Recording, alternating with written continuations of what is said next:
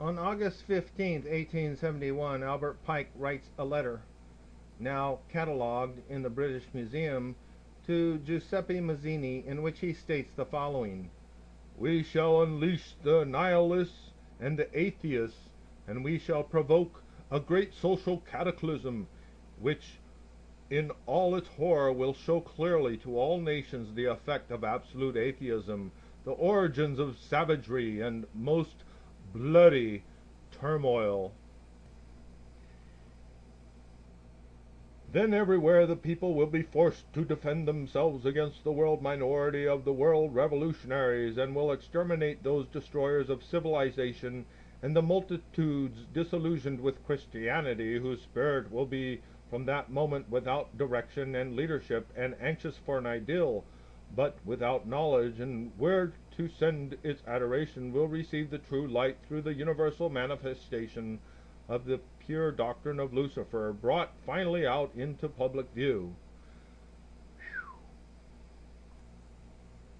A manifestation which will result from a general reactionary movement which will follow the destruction of Christianity and atheism, both conquered and exterminated at the same time."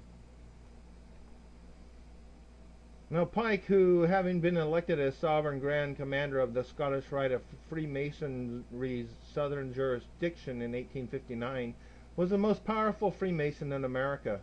He would retain that post for 32 years until his death in 1891.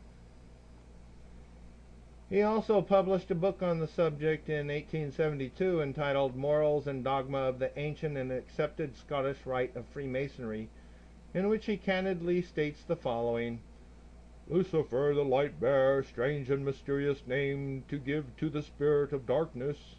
Lucifer, the son of the morning, is it he who bears a light, and with its splendors intolerably blinds feeble, sensual, or selfish souls? Doubt it not." In 1873, the loss-making Rio Tinto copper mines in Spain are purchased by a group of foreign financiers, including the Rothschilds. These mines represented Europe's largest source of copper. In 1875, on January 1st of this year, Jacob Schiff, now Solomon Loeb's son-in-law after marrying his daughter Teresa, takes control of the banking house Kuhn, Loeb and Company. He goes on to finance John D. Rockefeller's Standard Oil Company, Edward R. Harriman's railroad empire, and Andrew Carnegie's steel empire. This is all with Rothschild money. He then identifies the other largest bankers in America at that time. They are J.P. Morgan, who controls Wall Street, and the Drexels and the Biddles of Philadelphia. All the other financiers, big and little, danced to the music of those three houses. Schiff then gets the European Rothschilds to set up European branches of these three large banks on the understanding that Schiff, and therefore Rothschild, is to be the boss of banking in New York and therefore America.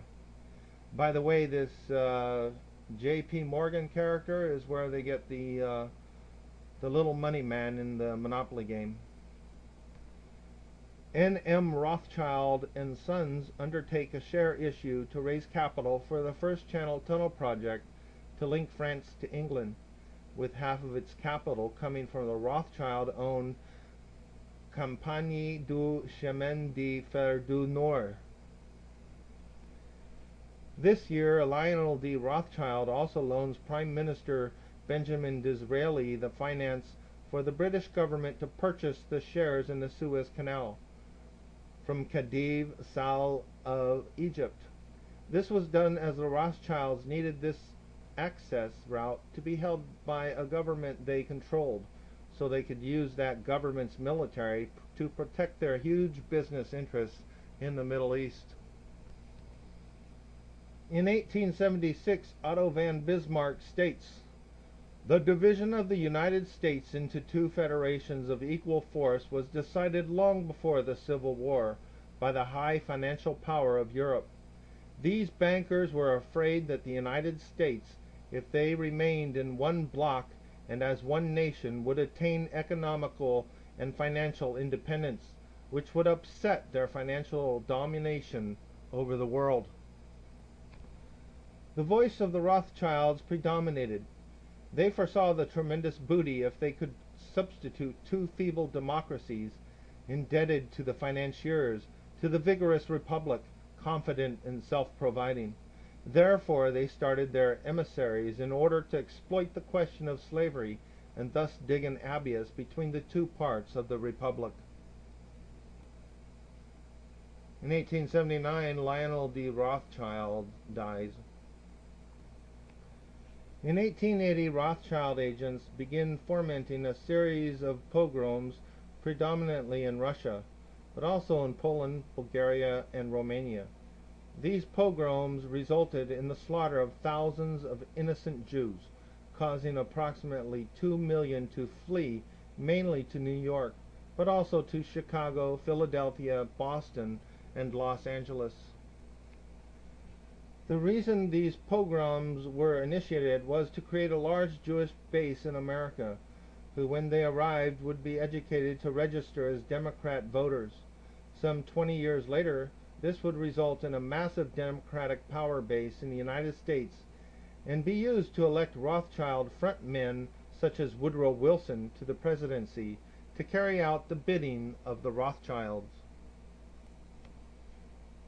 In 1881, President James A. Garfield, the 20th President of the United States, who lasted only 100 days, states 2 weeks before he is assassinated, "Whoever controls the volume of money in our country is absolute master of all industry and commerce, and when you realize that the entire system is very easily controlled, one way or another, by a few powerful men at the top, you will not have to be told how periods of inflation and depression originate." Edmund James D. Rothschild has a son, Morris D. Rothschild. In 1883, after 6,000 feet of tunnel in the Channel Tunnel project being excavated, the British government halted the project, citing the fact that it would be a threat to Britain's security. In 1885, Nathaniel Rothschild, son of Lionel D. Rothschild, becomes the first Jewish peer and takes the title of Lord Rothschild.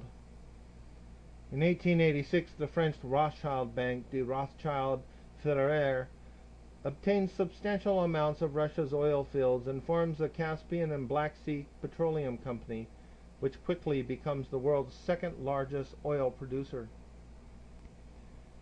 In 1887, opium trafficker in China Edward Albert Sassoon marries Aline Caroline de Rothschild, the granddaughter of Jacob James Mayer Rothschild.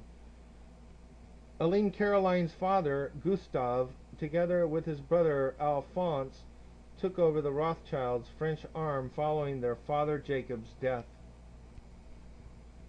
The Rothschilds financed the amalgamation of the Kimberley diamond mines in South Africa. They subsequently become the biggest shareholders of this company, De Beers, and mine precious stones in Africa and India. In 1888, Naomi Halphen, future wife of Maurice de Rothschild, is born. In 1891, the British Labour leader makes the following statement on the subject of the Rothschilds: "This blood-sucking crew has been the cause of untold mischief and misery in Europe during the present century, and has piled up its prodigious wealth chiefly through fomenting wars between states which ought never to have quarreled. Whenever there is trouble in Europe, wherever rumors of war circulate and men's minds are distraught with fear of change and calamity, you may be sure that a hook-nosed Rothschild is at his game somewhere near the region of the disturbance." Comments like this worry the Rothschilds, and towards the end of the 1800s they purchased Reuters news agency so that they can have some control of the media. In 1895, Edmund James de Rothschild, the youngest son of Jacob James Mayer Rothschild, visits Palestine and subsequently supplies funds to found the first Jewish colonies there. This is to further their long-term objective of creating a Rothschild-owned country.